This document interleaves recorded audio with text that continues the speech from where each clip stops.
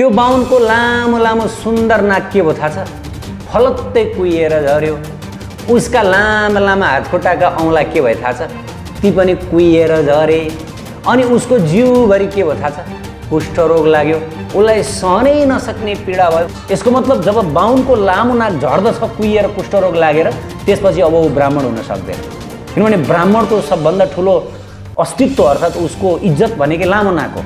जब त्यो लामो नाक नै झर्दछ, हेर्नुहोस् भगवान्ले कस्तो खेल खेल्नुभयो। हेर्नुहोस्, उसले महान अपराध गरेको थियो। यो अपराध तपाईँ हामी कसैले पनि गर्नुहुन्न, कसैले पनि गर्नुहुन्न।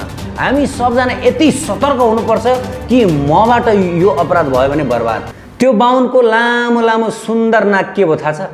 फलत्तै कुहिएर झऱ्यो। उसका लामा लामा हातखुट्टाका औँला के भयो थाहा छ? ती पनि कुहिएर झरे।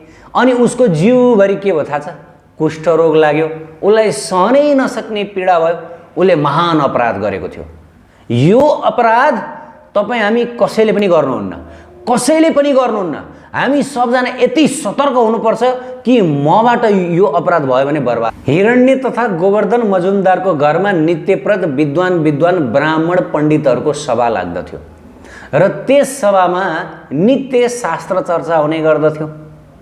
बलराम आचार्यको विशेष प्रार्थना अनुरूप नामाचार्य श्रील हरिदास ठाकुर पनि विद्वत वर्गहरूको त्यो सभामा उपस्थित हुनुहुन्थ्यो र सम्पूर्ण विद्वत वर्गहरूलाई हरिदास ठाकुरको नामनिष्ठाको जानकारी थियो।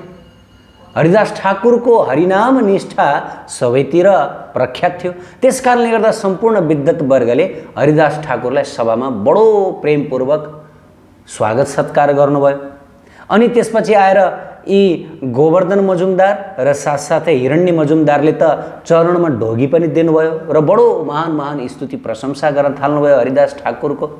अनि हरिदास ठाकुर जब सभामा उपस्थित हुनुभयो, त्यसपछि ती विद्वान वर्गहरूको सभामा ती विद्वान पण्डितहरूको बिचमा हरिदास ठाकुरले अब भगवान नामको महिमाको बारेमा उपदेश दिन थाल्नुभयो र सबैजना विद्वान वर्गहरूले हरिदास ठाकुरद्वारा जुन व्यक्त गरिएको वर्णन गरिएको नाम महिमा सुनिरहनु भएको थियो। बडो प्रेमपूर्वक सबैजनाले उत्साही भएर सुनिरहनु भएको थियो र विशेष गरी त्यहाँ एउटा श्लोकमा चर्चा भइरहेको थियो।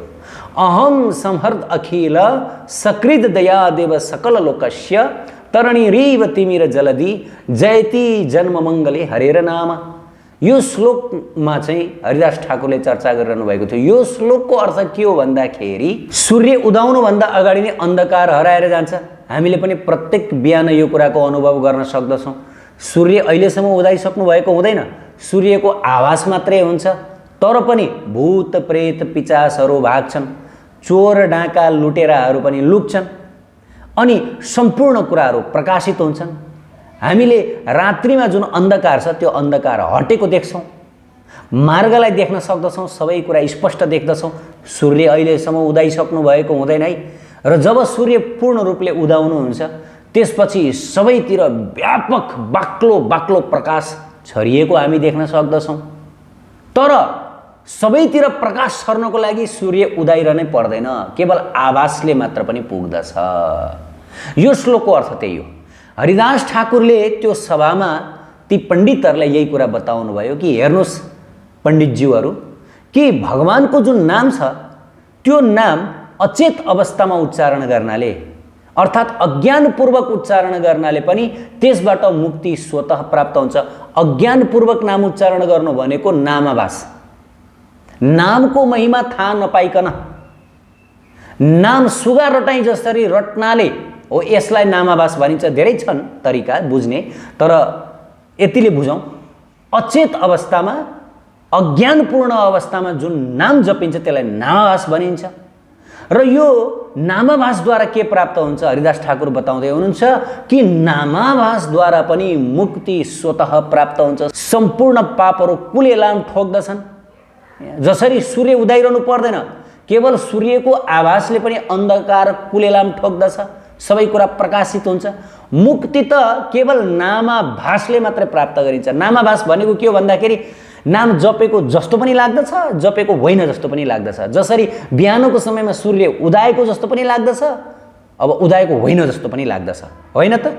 हो हरिदास ठाकुर महाराजले यो प्रसङ्ग वर्णन गर्नुभयो। सबै ब्राह्मण वर्ग विद्वान पण्डितहरूले तारिफ गर्नुभयो, अरे वाह वाह, ताली बजाउनु भयो। हो भगवानको नामको यस्तो महिमा छ कि नाम शुद्ध रूपले लियो भने त प्रेम प्राप्त हुन्छ। हरिदास ठाकुर महाराज अगाडि बताउनुहुन्छ, त्यसकारण यो पाप नाश गर्ने, मुक्ति प्राप्त गर्ने यो भगवानको नामको उद्देश्य होइन, यो त भगवानको नामको उपउद्देश्य हो, अर्थात् उपफल हो। उपफल भनेको यो सेकेन्डरी हो, यो प्राइमेरी होइन। प्राइमेरी भनेको के हो? प्राइमेरी भनेको त प्रेम प्राप्त गर्ने, कृष्ण प्रेम प्राप्त गर्ने नै यो नाम जप नाम कीर्तनको मुख्य उद्देश्य हो। पाप नाश गर्ने, मुक्ति दान गर्ने यो नाम जपको उद्देश्य होइन। तर जुन पापहरू नष्ट भएर जान्छन्, जुन मुक्ति प्राप्त गरिन्छ, त्यो चाहिँ नामाभासद्वारा प्राप्त हुन्छ भनेर यस प्रकार हरिदास ठाकुर महाराजले सभामा यो वर्णन गर्नुभयो। सभामा ठुलो प्रशंसा भयो। तर एकजना ब्राह्मण थियो, त्यो ब्राह्मणको नाम थियो गोपाल चक्रवर्ती। त्यो गोपाल चक्रवर्तीलाई हरिदास ठाकुर महाराजले दिनुभएको यो वर्णन नाम महात्म्य मन परेन।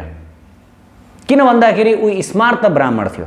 स्मार्त भनेको के हो भन्दा अनेक शास्त्रहरू पढ्ने, भगवानको भक्ति नगर्ने, भगवानको नाम नजप्ने र भगवानमा खासै प्रेम नहुने, हैन, सबै कुरो कर्मकाण्डका रूपमा गर्ने यस्तो किसिमको ब्राह्मणलाई स्मार्त ब्राह्मण भनिन्छ। त यो गोपाल चक्रवर्ती स्मार्त ब्राह्मण थियो। भगवानको भक्तिमा उसलाई श्रद्धा थिएन, नाममा श्रद्धा हुने त कुरै भएन। त्यसपछि ती स्मार्त ब्राह्मणले सभाको बिचमा उठेर भने, हेर्नुस् पण्डित वर्गहरू, विद्वान वर्गहरू, यो पाखण्डीले के भन्दैछ? यसले भन्दैछ कि मुक्ति भनेको यति सस्तो चिज हो, यति सजिलै पाउने। कहाँ हो मुक्ति यति सजिलैले पाउने? करोड वर्ष ब्रह्मज्ञानको अनुशीलन गरेर जुन कुरो प्राप्त गर्न सकिँदैन मुक्ति, त्यो मुक्तिलाई यो भावुक व्यक्तिले यस प्रकार भनेको छ कि मुक्ति त सजिलै केवल हरे कृष्ण महामन्त्र जपेको भरमा पाइन्छ, हैन? यो कस्तो किसिमको वर्णन हो? अनि तपाईहरू यस्तो भावुक व्यक्तिको प्रवचन सुन्ने कस्तो? यस प्रकार सभाको बिचमा त्यो स्मार्त ब्राह्मणले हरिदास ठाकुरको बडो बेइज्जत गर्यो, बडो निन्दा गर्यो। र यति मात्र होइन, गोपाल चक्रवर्तीले हरिदास ठाकुरलाई यस्तो चेतावनी दियो कि हे हरिदास, यदि तिमीले भनेको कुरा सत्य भएन कि नामाभासले मुक्ति मिलेन भनेदेखि म तिम्रो नाक काटिदिन्छु। त हरिदास ठाकुरले भन्नुभयो, महोदय हजुरले मेरो नाक काटिरहनु पर्दैन, म मेरो नाक आफैले काट्दछु यदि नामाभासद्वारा मात्र पनि मुक्ति मिलेन भनेदेखि म मेरो नाक आफै काट्दिन्छु, यो दुःख गरिरहनु पर्दैन हजुरले। त सभामा उपस्थित जति पनि ब्राह्मणहरू, जति पनि विद्वत वर्गहरू हुनुहुन्थ्यो, ती सारा विद्वत वर्गले त्यो जुन ब्राह्मण छ, स्मार्त ब्राह्मण गोपाल चक्रवर्तीलाई गाली गर्न थाले, श्राप्न थाले। ओहो, यहाँ के भइरहेको छ?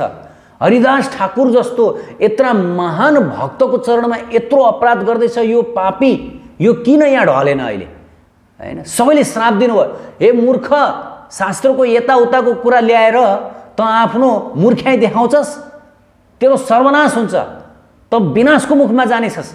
तैँले हरिदास ठाकुर जस्तो भगवानका यत्रा महान भक्त, हैन, यत्रा महान नाम उपासकको तैँले यत्रो निन्दा गरिस्, तेरो विनाश निश्चित छ भनेर चाहिँ सभामा उपस्थित विद्वान वर्गहरू कोही बाहिर निस्किनु भयो। यस्तो ठाउँमा जहाँ यत्रा महान भक्तको निन्दा भएको छ, यस्तो ठाउँमा नि बस्ने, यहाँ त जस्तो पनि घटना आउन सक्दछ, यहाँ त जस्तो पनि नराम्रो हुन सक्दछ भनेर त्यहाँबाट वास्तवमा सत्य हो। जुन ठाउँमा वैष्णव निन्दा हुन्छ, जुन ठाउँमा भगवानका भक्तहरूको आलोचना हुन्छ, त्यो ठाउँमा जस्तो पनि नराम्रो घटना हुन सक्छ, त्यो ठाउँमा जस्तो पनि विपद आउन सक्दछ, तुरुन्त त्यो ठाउँ त्याग्दिनु, ती व्यक्तिहरूको मुख पनि नहेर्नु। यहाँ उदाहरण देखाइयो। हरिदास ठाकुरको यो निन्दक गोपाल चक्रवर्तीलाई ती सारा विद्वत वर्गले त्यागिदिनु भयो। हाम्रो घरमा आउने होइन, हिरण्य मजुमदार र जुन गोवर्धन मजुमदार हुनुहुन्थ्यो, उहाँहरूले त अरे दुष्ट, अरे मूर्ख, नीच, पापी हरिदास ठाकुर जस्तो महान वैष्णव उहाँको चरणमा यस्तो अपराध गरी आजको दिनबाट त बाहुन मेरो घरमा आउने होइन, कुरो बुझिस्? आजको दिनबाट मेरो घरमा आउन पाउँदैनस्। त यस प्रकार उहाँहरूले त्यो ब्राह्मणलाई त्यागिदिनु भयो। त हरिदास ठाकुरले सम्पूर्ण विद्वत वर्गलाई सम्बोधन गर्दै भन्नुभयो, हेर्नुहोस् हेर्नुहोस्, यसमा रिसाउनु पर्ने कुरा केही पनि छैन, वास्तवमा यो हजुरहरूको पनि गल्ती होइन यो वातावरण यस्तो हुनुमा, र ती ब्राह्मण देवको पनि गल्ती होइन, बिचरा उनलाई थाहा छैन त्यस कारणले गर्दा उहाँलाई क्षमा गरिदिनुहोस्, उहाँलाई माफ गरिदिनुहोस्। उहाँको किनभने हरिदास ठाकुर बडो विनम्र, जो नाम उपासक हो, जो कृष्णको नाम जप्नेवाला हो, हरि कृष्ण महामन्त्र जप्नेवाला हो, त्यो व्यक्ति कसरी अभिमानी, कसरी अहङ्कारी बन्न सक्दछ हैन? सर्वैर गुण तत्रै, सम्पूर्ण गुणहरू देवताहरूका त्यो नाम उपासक भक्तमा आउँदछ, राधाकृष्णको भक्तमा आउँदछ। त हरिदास ठाकुरले यस प्रकार भनेर उहाँ त्यो सभाबाट जानुभयो, सबैजनासँग प्रणाम गर्नुभयो।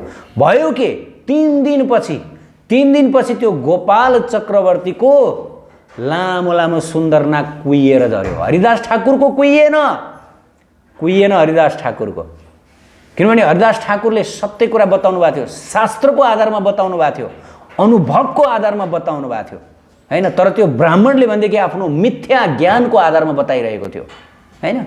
सो त्यस कारणले गर्दा के भयो, त्यो बाहुनको नाक झर्यो। एक शुद्ध वैष्णव, नाम उपासक, भगवानको नाम जप गर्ने भक्तको निन्दा गरेको कारणले गर्दाखेरि के भयो, त्यो चक्रवर्तीको सुन्दर नाक झर्यो। यसको मतलब जब बाहुनको लामो नाक झर्दछ कुहिएर कुष्ठरोग लागेर, त्यसपछि अब ऊ ब्राह्मण हुन सक्दैन, किनभने ब्राह्मणको सबभन्दा ठुलो अस्तित्व अर्थात् उसको इज्जत भनेकै लामो नाक हो। जब त्यो लामो नाक नै झर्दछ, हेर्नुहोस् भगवानले कस्तो खेल खेल्नुभयो। हेर्नुहोस्, वैष्णव निन्दा गर्नुहुन्न, नाम उपासक भक्तको कहिले पनि आलोचना गर्नुहुन्न, बेइज्जत गर्नुहुन्न। यो सबैको लागि शिक्षा हो। गोपाल चक्रवर्तीको जिउभरि कुष्ठरोग लाग्यो। उसका लामा लामा जुन भनिन्छ नि चमेलीका फुल जस्ता जो हातखुट्टाका औँलाहरू छन्, ती पनि कुहिएर झरे। सहनै नसक्ने पीडा भयो उसलाई। हेर्नुहोस् है, तर यो देखेर हरिदास ठाकुरलाई भने भित्रभित्र पीडा भयो, किनभने भगवानका भक्त हुनुहुन्थ्यो, पर दुःखी, अर्काको दुःख देख्न सक्नुहुन्न थियो। हरिदास ठाकुरलाई बडो ग्लानि भयो, बडो पीडा भयो। हेर्नुहोस्, भक्तले माफ गरिदिनु होला, भक्तलाई तपाईले गर्नुभएको अपराधको त्यो ध्यान नहोला, उहाँले त्यसलाई स्वीकार नगर्नु होला, तपाईलाई माफ गरिदिनु होला। तर भगवानले, हेर्नुहोस् है, भगवानले माफ गर्नुहुन्न। भगवानलाई भक्त यति प्यारो हुनुहुन्छ कि भक्तको लागि जे पनि गर्न सक्नुहुन्छ। भक्तले एका नराख्नु होला, ठिक छ, तर भगवानले त्यस्तो भन्नुहुन्न। यो प्रत्यक्ष उदाहरण हो, ज्वलन्त उदाहरण हो कि गोपाल चक्रवर्तीको नाक झर्यो, हरिदासको झरेन, उसको जिउभरि कुष्ठरोग लाग्यो। पछि कथा आउँदछ, चैतन्य महाप्रभुले स्वीकार गर्नुहुन्न। जबसम्म हरिदास ठाकुरको चरणमा परेर रुँदैनौ, प्रार्थना गर्दैनौ, हरिदास ठाकुरले जबसम्म माफी दिनुहुन्न, तिमी करोड जन्मसम्म यसै गरी बाँच्नुपर्छ, करोड जन्मसम्म यसै गरेर यत्तिकै पीडामा बाँच्नुपर्छ भनेर जब भन्नु, त्यसमा हरिदास ठाकुरको चरणमा गिरेर रोएर प्रार्थना गरेर, हे प्रभु, हे हरिदास ठाकुर महाराज, मैले अपराध गरेँ, म हजुर जस्तो नामनिष्ठाको भक्त हजुरको चरणमा मैले अपराध गरेँ, मलाई माफ गरिदिनुहोस् भनेर जब हरिदास ठाकुरको चरणमा पर्नुभयो, त्यसपछि उहाँको सबै व्याधिहरू ठिक भयो, गोपाल चक्रवर्ती ब्राह्मणको। यो कथा हामीहरूले सधैँभरि याद गर्नुपर्छ, कहिले पनि वैष्णव निन्दा गर्नुहुन्न। नाम उपासक, विशेष गरी नाम जप्ने भक्तको कदापि बेइज्जत गर्नुहुन्न, दुःख दिनुहुन्न। किनभने भगवानले सब कुरा हेर्नुहुन्छ हैन, सब कुरा हेर्नुहुन्छ। तै नास्तिक, तै अश्रद्धालु यी व्यक्तिहरूको पछाडि लागेर कहिले कहिले भक्तहरूले पनि भक्तहरूको आलोचना गर्दछन् हैन, भक्त चरणमा अपराध गर्दछन्। त्यो कदापि हुँदैन। त्यो हेर्नुहोस् हैन, यी अपराधीहरूलाई थाहा हुँदैन। यी जति पनि समाजका मानिसहरू छन्, प्रायःजसो जो भक्तिविहीन छन्, अश्रद्धालु छन्, उनीहरूको अपराध प्रवृत्ति हुन्छ, किनभने थाहा हुँदैन हैन, भक्तको महिमा थाहा हुँदैन, हरिनामको महिमा थाहा हुँदैन हैन। त्यसकारणले गर्दा उनीहरूको अपराध प्रवृत्ति हुन्छ। त्यो अपराध प्रवृत्ति हामीमा नसरोस्। उत्कृष्ट आध्यात्मिक जानकारीहरूका लागि नेपालकै पहिलो शुद्ध आध्यात्मिक च्यानल टिभी लजिकल कृष्णलाई सब्स्क्राइब गर्न नभुल्नुहोला र हरेक अपडेट्सका लागि यो बेल आइकन पनि दबाइदिनुहोला।